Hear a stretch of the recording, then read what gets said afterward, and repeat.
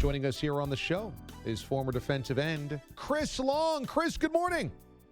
Hey, good morning. How you doing? Doing great, man. Thanks so much for joining us. And, you two of your former teams playing in the playoffs have really interesting storylines coming into the postseason. Let's start with the Philadelphia Eagles. What did it show you that the Eagles suffered so many injuries and were still able to find the wherewithal to win that division? Well, first off, the division needed to be relatively bad, to be able to get out of the hole that they dug. But it's kind of a team and a coach that thrives in situations when the chips are down. And you wish they could have gotten hot earlier, but the schedule was a little bit top-heavy the first half of the year. You come into the year, and a lot of that offense is predicated on Deshaun being able to stretch the field. And I don't think what they realized was that the offense had gotten kind of slow in 2 years. We look at 17, it was so electric. Well, some of the older guys maybe a step slower. And just the scheme was a little bit different with Frank gone. And they were adjusting to some things still. I mean, Carson is coming off 2 injury-riddled seasons, 1 ACL, and then last year, obviously, the back and a whole host of things. So, it takes time. And then when you hit the reset button on all your skill positions due to injury and whatnot, you throw into Greg Ward, Perkins, Austin Scott. I think there's a guy named Burnett they threw to, and no disrespect to that guy. I was watching the game in a sports bar, and I was like, who is that dude? And I was on the team last year, so that's very rare. Yeah. And I watched all their stuff. Listen, the team's got a lot of heart. I'm very proud of those guys. I'm not actually surprised. But again, Carson took so much heat this year, and it was just foolish. As if he's the problem in that operation. He's the reason that they're there, and I think it changed for him when he accepted the fact that he had to check down more and just say, "Hey, I've got the generational playmaking ability, but this is a situation that calls for me to just matriculate the ball down the field." And once he did that, use his legs when he needed to, and make a couple big throws, like throw across his body to Perkins the other night, there'll be those opportunities. You don't have to do it all the time. So why do you think that the Philadelphia Eagles are a team, a locker room, a coaching staff, what have you, that thrives on the pressure or make it hard on themselves? Why do they end up doing so well in those spots?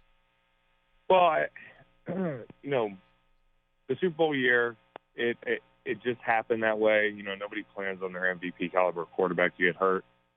But one of the single biggest, for a lot of people, it would be an oversight investing in a really dynamic backup quarterback, and teams are getting the idea now that you've got to do it more. But, thankfully we had Nick Foles, a guy who had historic years in Philly and under Chip Kelly, and we kind of just fell into that underdog thing in 17. Now, I just ranked the best Super Bowl teams of the decade, and I put us 2 behind Seattle. Now I'm biased, but we were a really good team. So, yeah, we were underdogs, but it was more like, don't disrespect us. We're not a bad team. We're actually probably the best team in the NFL. Now, last year in 18, we weren't as good, but we were still pretty damn good. And we started 4-6 and ended up, a couple plays away from being in New Orleans in a game or being in L.A. in a game that we had just beat them a couple weeks earlier. And then this year, with the injuries, they legitimately were. And we had injuries in 17, too. Lost Jason Peters, lost Hicks, lost a number of guys that I'm probably forgetting because there were about 5 or 6 starters.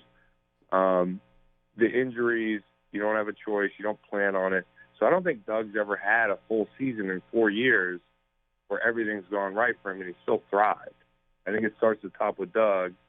And the thing that makes Doug really good is he's very even-keeled. And players don't like panic because the job's hard enough. And a lot of coaches panic when the chips are down, and Doug's not a panic guy. And I really think they have enough leadership in that locker room. It's not the same group as we had in 17, but they've got the guys in there that can push you through these situations because they've seen them.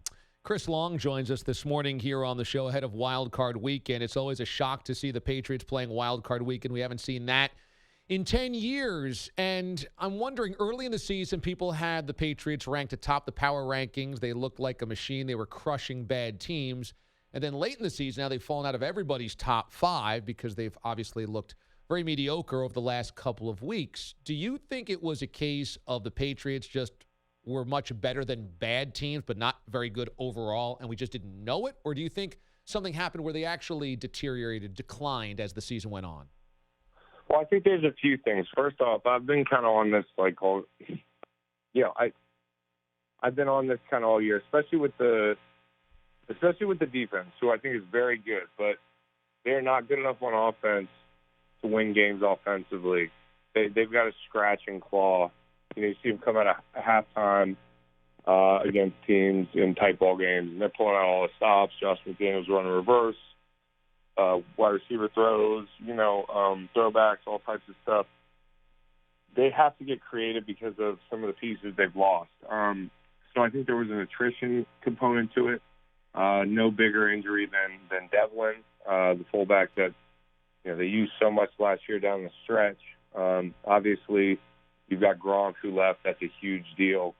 And then you had really, really big injuries on the offensive line as well. So when you have a 42, 43-year-old quarterback, you have to protect him.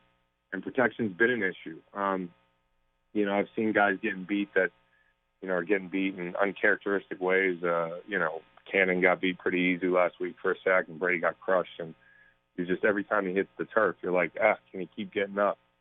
So hats off to Tom being tough, throwing to, again, I just talked about with Carson, and Tom's got better weapons up there, probably through the entire year, but he hasn't had great weapons. Now, on the defense side of the ball, they have to do a lot to manufacture rush. It's not like they have a lot of guys that just win one-on-ones. Even the guys that get sacks for them, they're really good jacks of all trades. I mean, any of those linebacker guys, they rush, they cover well, but their rushes are predicated a lot on scheme. And when you play bad teams early in the season, when you got the greatest coach of all time, that gap looks even bigger, because there's not only a talent gap, but then there's the coaching gap. And then when you play better teams late in the year and the attrition comes on, they really struggle. I think Tennessee beats them, honestly, up there. And I know it's one of those things with the Patriots. Everybody's scared to be wrong. And I could be dead wrong. And if I'm wrong and the Patriots blow them out, that's my former team. I got friends on that team. I don't want them to lose. I'm just saying, I'm calling it how I'm seeing it. And I'm not sure they have enough.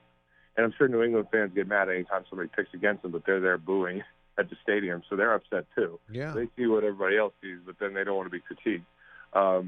The team's just not the same team it's been in the past.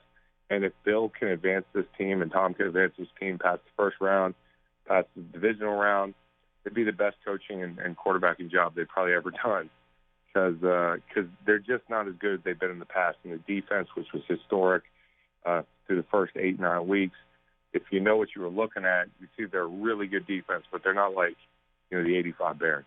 Yeah, I think it's a great way to put it. Chris Long joins us here on the show, that everybody's just scared to be wrong, and so people are hesitating, really critiquing the Patriots where they deserve to be critiqued, and you're right. They just aren't as good as they used to be, and people are just so worried about them actually being proven wrong. I want to ask you about Men's Wearhouse, because this is cool. Now that people starting a new year, getting some fresh threads, maybe redoing the wardrobe, Men's Wearhouse, you can get custom menswear. Get a suit jacket with your favorite NFL team sewn on the inside. So you play for multiple teams. Do you got all the jackets? Yeah, no, I got my Birds jacket. I mean, I finished as an Eagle. Philly was really special to me, and I'm doing my appearance, next week at Men's Wearhouse on Chestnut Street in Philly. So it's only fitting I get the Birds lining. All right. And the cool thing is, you can go to any one of the hundreds of stores across the country and get, lining for almost any team. And you can go to a wedding and flex on, if you, I was saying earlier, if you're going to a Patriots wedding, rock your Eagles lining, or vice versa, start something at the wedding. Yeah, yeah. But it's cool because, Men's Wearhouse has nice suits. They got Joseph Booth, they got Kenneth Cole, they got all that good stuff. And, you can be classy and still be an NFL fan. So, they're hooking me up with an Eagles-lined jacket. Very cool. We are encouraging fan friction, hopefully not violence, at all weddings in 2020. Chris Long joining us here on the show. Before I let you go, out of all your teammates, who looks the best with an NFL-lined jacket from Men's Wearhouse?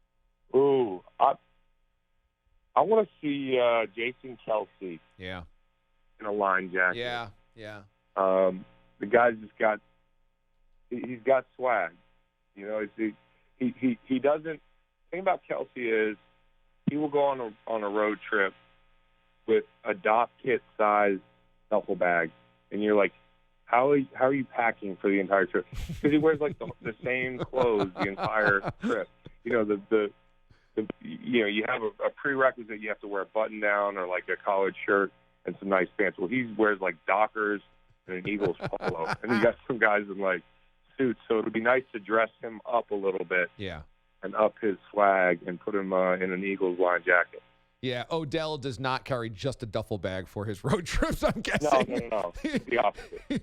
Chris Long, you can catch him coming up on January the 8th at Men's Warehouse in Philadelphia for a meet and greet appearance. I appreciate you joining us today, my man. Thanks so much.